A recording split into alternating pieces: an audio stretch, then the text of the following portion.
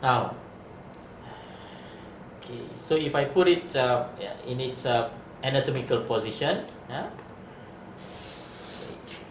alright, so you can see the location or the position of the brainstem. So this is an anterior view. You can see the two cerebral hemispheres and the brainstem from anterior view. Yeah, it looks like this. This is the intact structures, yeah, including the cerebrum, and then we have the cerebellum, and then the diencephalon, telencephalon, the cerebellum, and everything, yeah, in place. Okay, so basically, if I take off half of the model, yeah, this is half of the section, and it's going to look at like this. Yeah. So if you cannot visualize this, maybe you can just refer to your Atlas of Anatomy, yeah, just the same sort of like pictures or diagrams. Yeah. Okay, so if I take just one part or one half of the brain, yeah, so this is how it looks like, and you can see the mid-sagittal section, yeah, mid-sagittal section of the brainstem, okay, which starts at that particular level. This is approximately the junction, yeah, between the medulla oblongata and the spinal cord.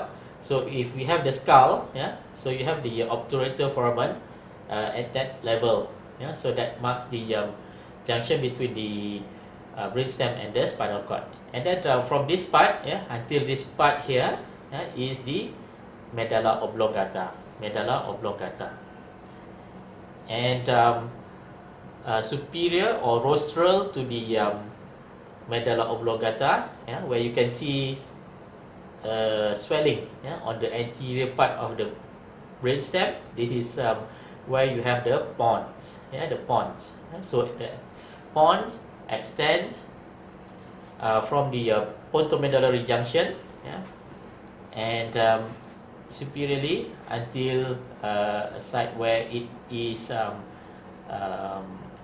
the junction between the pons and the midbrain, yeah? And then you have the midbrain. Midbrain is just this structure here, yeah? Just this part here. This is the region of the midbrain.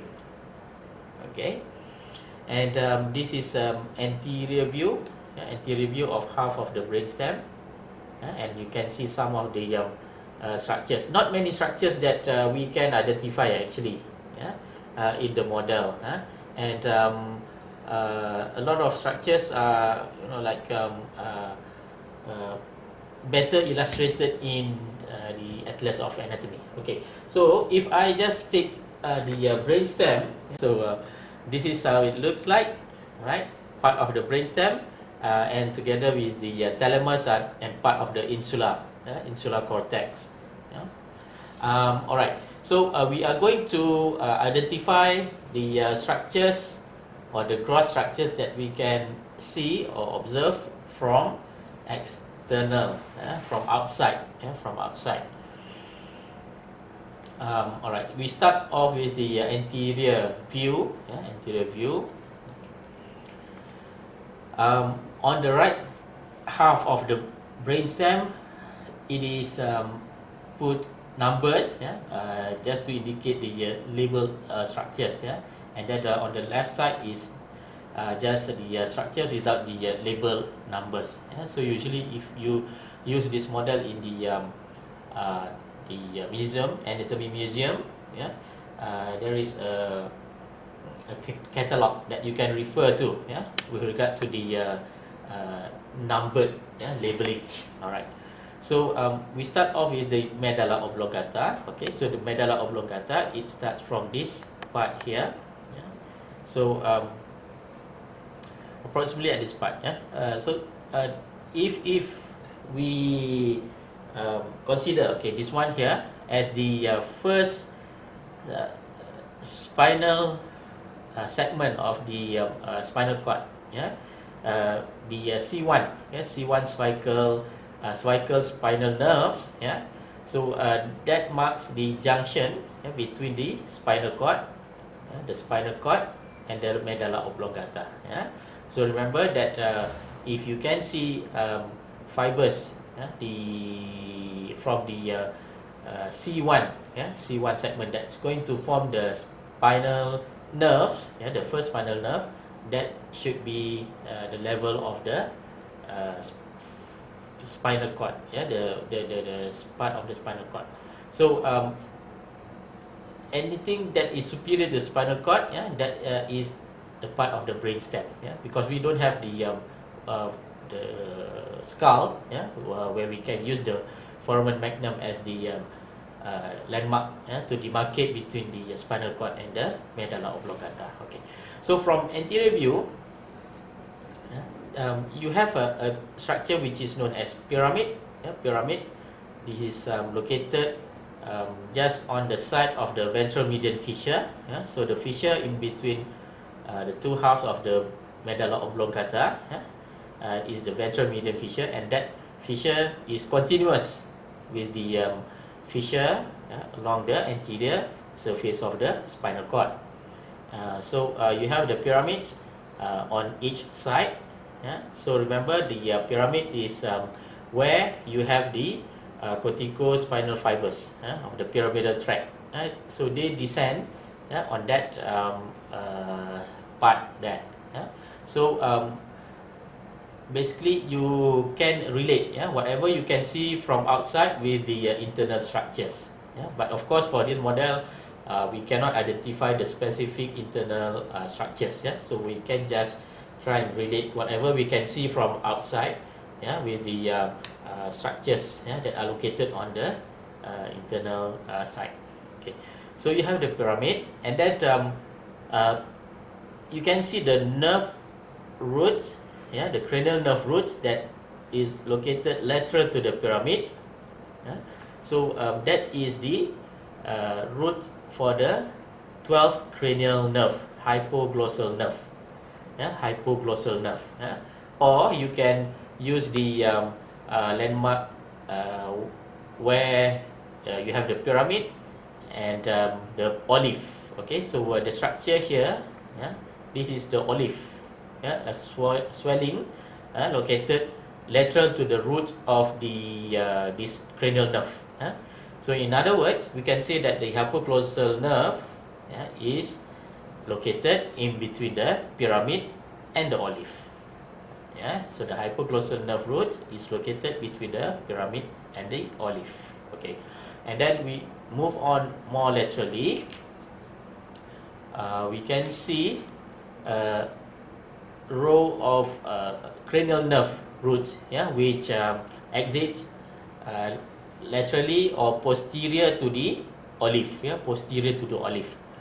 Okay, they are arranged from superior to inferior, where you have the cranial nerve number 9, the most superior root, and then below the cranial nerve number 9 is cranial nerve number 10, vagus nerve, and then below it is the cranial nerve number 11, or the spinal root of accessory nerve.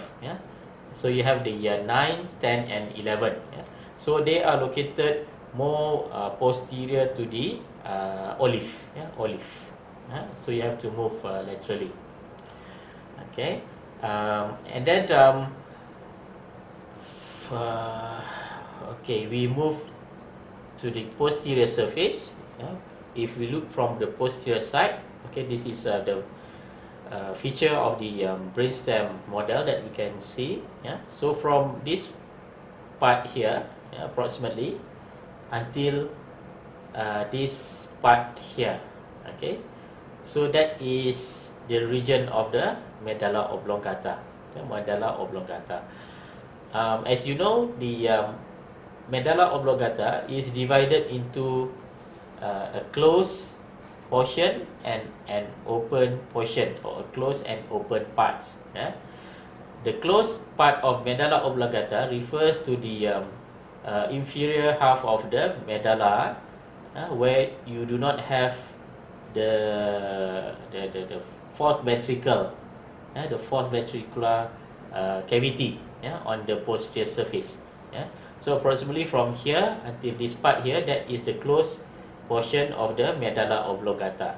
And then we have the part where the cavity, yeah, or where you have the CSF, cerebrospinal fluid, yeah, is accumulated inside this cavity. Yeah, this is a diamond-shaped cavity. This is known as the fourth ventricle. Yeah, the fourth ventricle, and inferior half of the fourth ventricle, yeah, that is located in the medulla oblongata. Yeah. So, in the superior half of the medulla oblongata, yeah, where you have the inferior half of the fourth ventricle, that is known as the open portion of the medulla oblongata, yeah, or the open part of the medulla oblongata. Okay, so the apex of the inferior V, yeah, the V-shaped inferior part of the fourth ventricle is known as obex. Yeah, so this is obex, and then if you follow the flow of the CSF, yeah, it will enter into the central canal inside the medulla oblongata, and then continues inferiorly into the spinal cord. Okay. So on this posterior surface, you have the structures, yeah, where they are related with the ascending tract, yeah, the dorsal column medial lemniscus tract. So you have the gracile fasciculus and the gracile tubercle. Yeah. So basically, the gracile fasciculus refers to the part where you have the fibers of the dorsal column tract, yeah, the axons, yeah. And then when it arrives in the region of the gracile tubercle, yeah, that is more superiorly, yeah, then there you have the gracile nucleus, yeah, inside the gracile tubercle, yeah. So inside the gracile fasciculus, yeah, you have the fibers, yeah, fibers of the dorsal column tract, yeah. And then when you arrive at the gracile tubercle, that is where you have the nucleus, yeah? Gracile nucleus. Yeah? So gracile nucleus is actually the location of the cell bodies of neurons or the second order neurons of the dorsal column medial lemniscus tract, and dorsal column medial lemniscus tract. Yeah? So if you consider the dorsal column medial lemniscus tract as one, as DCML, or dorsal column medial lemniscus tract, yeah. So it consists of three order of neurons, yeah, yeah. But if you only talk about the dorsal column tract, yeah, dorsal column, that actually refers to the tract until it arrives at the gracile tubercle. Yeah? But usually we just use the whole name, yeah, the dorsal column medial lemniscus tract. So you have three order of neurons, yeah, in that tract. Okay, so gracile tubercle, yeah, that is the part of the DCML where the stimulus, yeah, are carried from the lower limb, yeah, from the lower limbs, yeah. And then lateral to the gracile fasciculus and gracile tubercle, yeah, we have the cuneate, yeah, the cuneate fasciculus and the cuneate tubercle, yeah. So fasciculus coming tubercle superiorly, yeah. So the cuneate fasciculus and cuneate tubercle carries sensation along the this dorsal column medial lemniscus tract, yeah, from and it carries information or sensation from the lower limb, the upper limb, yeah, the upper limb. Okay, so the gracile is related to the lower limb, and cuneate is related to the upper limb. Yeah, so gracile is located more medially, and the cuneate is located more laterally. Laterally. Okay. All right. And then there are supposed to be a lot of like structures in the floor of the fourth ventricle. Okay, this structure here, where it is located on the posterior surface of the brainstem, it is known as the floor of the fourth ventricle. Yeah, so the posterior surface of the superior half of the um, medulla and the inferior or the posterior surface of the pons, they together form the floor of the fourth ventricle. So if you have the cerebellum, cerebellum will form the roof of the fourth ventricle, the roof of fourth ventricle. Okay. All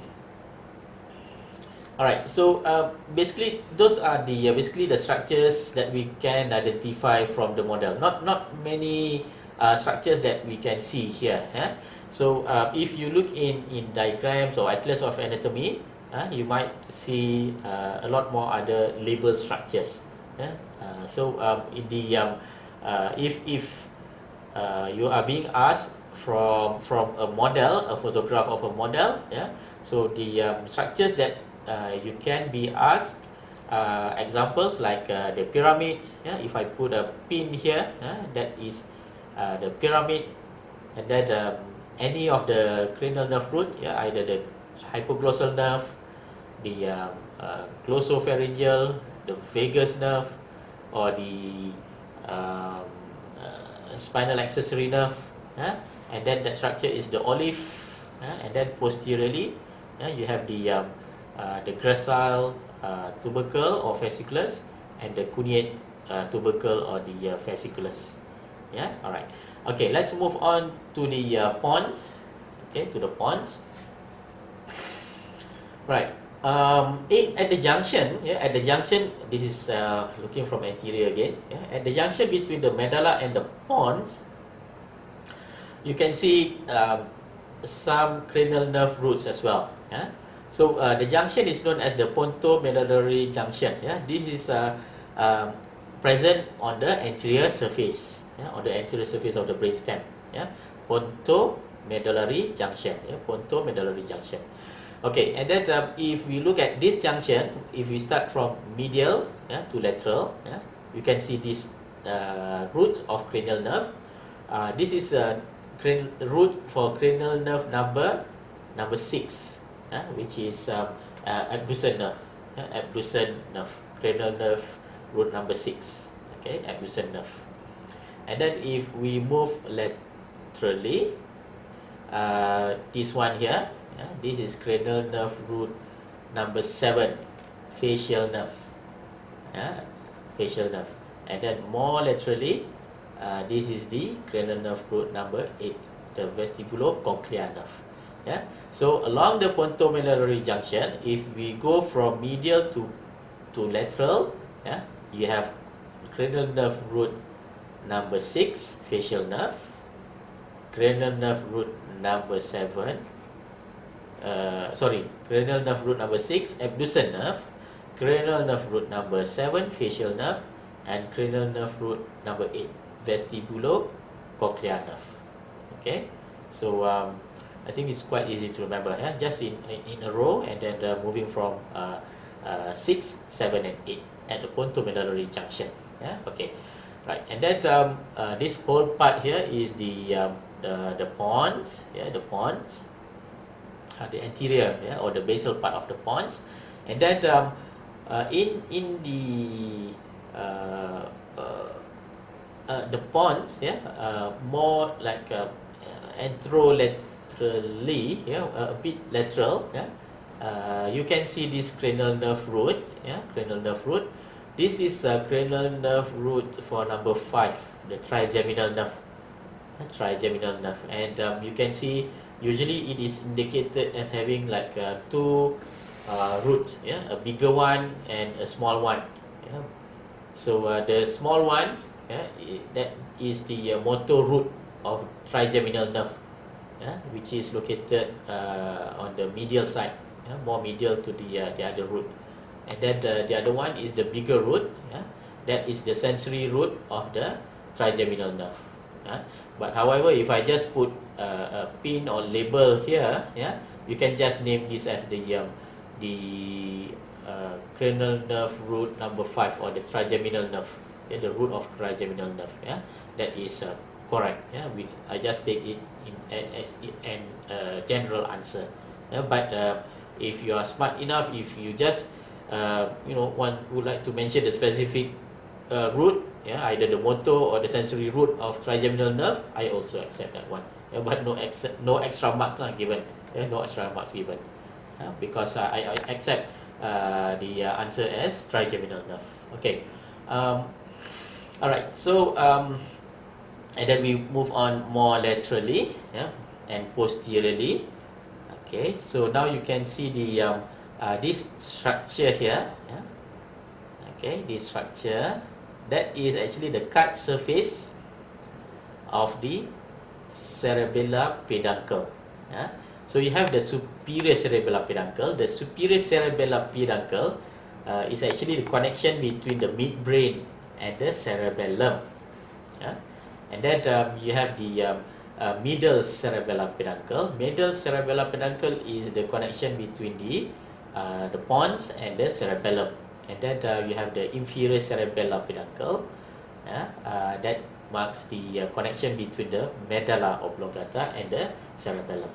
So basically, this structure here is known as cerebellar peduncle, which consists of the superior cerebellar peduncle, middle cerebellar peduncle, and inferior cerebellar peduncle.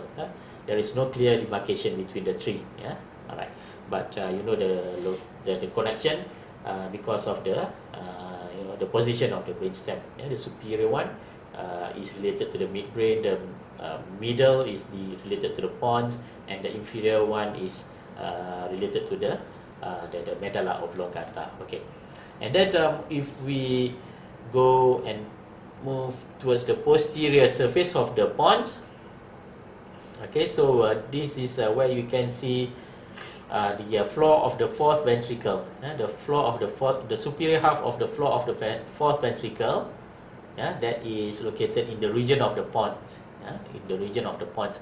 So you have the dorsal median sulcus. Dorsal median sulcus in between the two half of the pons posteriorly, and then there are specific structures, but we cannot identify or I cannot label individually with regard to the specific structures. If you look in the Atlas of Anatomy, you might see the labeling, like the facial colliculus, you have the vagal triangle, you have the vestibular triangle, and so on. But I cannot put any specific labeling here because they are not very obvious in the model. Okay. Alright. We move back to the anterior, the basal part of the pons. The groove here, I forgot to tell this one. The groove in between the right and left half of the pons, this is known as the basilar groove or basilar sulcus. Basilar sulcus. If you look in your Atlas of Anatomy, where it shows the arteries of the brain, you will see that this groove is related to the basilar artery. Hence the name basilar sulcus. Basilar sulcus. Okay. The last part of the brainstem is the midbrain. The midbrain. So that extends from this groove here, the groove between the pons, and then more superiorly, Okay. So anteriorly, you can identify this part of the brain of the midbrain as crus cerebri or cerebral peduncle. So this structure here, if I point to this part here, you can name this structure as the crus cerebri or cerebral peduncle. As you know, the crus cerebri is the substructure of cerebral peduncle, cerebral peduncle, where you have the crus cerebri plus the tegmentum. So both structures together they form the cerebral peduncle, and then the posterior most posterior part of the midbrain, where you have the superior and inferior colliculi, that is located in the tectum, the tectum of the midbrain. Okay, so this is posterior surface of the midbrain, where you can see these 4 swellings, rounded swelling. So the superior ones are known as the superior colliculi, one on each side, and the inferior one is are known as the inferior colliculi, inferior colliculi. And functionally, you can relate the colliculi with the pathways, either the visual reflex pathways or the auditory pathway. For example, like the inferior colliculi is involved in the auditory pathway, whereas the superior colliculi, they are involved in the visual reflex pathway. And that okay, if we go back to the anterior surface, you can see this nerve root that comes out from the anterior, the anterior surface of the midbrain. So these are the oculomotor nerve, root of oculomotor nerve, oculomotor nerve, cranial nerve number 3. So you have number 3, and then in the pons you have number 5, and then for cranial nerve number 4, you have to look from posterior, because cranial nerve number 4 root, or the trochlear nerve, they exit from the posterior surface of the midbrain, posterior surface of the midbrain, at the level of inferior colliculi, level of inferior colliculi. So in this model, it shows as located like inferior to the inferior colliculi here. This is on the left and this is on the right. So the trochlear nerve are the only cranial nerve that exits from the posterior surface of the brainstem, whereas the other cranial nerve, starting from cranial nerve number 3 until cranial number 12, they exit from anterior or the anterolateral surface of the regions of the brainstem. So this is the only cranial nerve that exits from the posterior surface of the brainstem. Cranial nerve number 4. Okay, all right. So so basically that are the features of the structures that we can observe or identify from outside, from external. And then if I open this the half of the brain stem, this is how they look like. So probably I'll just show you. We cannot see anything here. So you have to look in your atlas of anatomy or in textbook, in order for you to look at the cross section diagrams of the regions of the brainstem. So if we follow the cavity where you have the cerebrospinal fluid, so in this part here you have the central canal. So this is continuous inferiorly with the spinal cord, and that it is located here in the inferior part of the medulla oblongata, the central canal. And then when it arrives at that point there, so this is the region where it is located, or it arrives at the fourth ventricle, fourth ventricle. And then continuing superiorly from the fourth ventricle, this part here, or this cavity here, is known as the cerebral aqueduct. Cerebral aqueduct. So cerebral aqueduct is the cavity that is located in the midbrain, in the midbrain. Okay, so this is the part of the tectum of the midbrain, where you have the superior and inferior colliculi. And then over this part here is where you have the tegmentum, tegmentum, and then the crus cerebri, the crus cerebri. of the midbrain. And that from the midbrain, it continues superiorly, where you have the diencephalon, the thalamus, and this is the cavity of the third ventricle, the third ventricle, and then you have the thalamus, and so on, hypothalamus and so on. Okay, so right, so I think that's all that I can demonstrate, by using this model here. So basically all models of the brainstem looks something like this.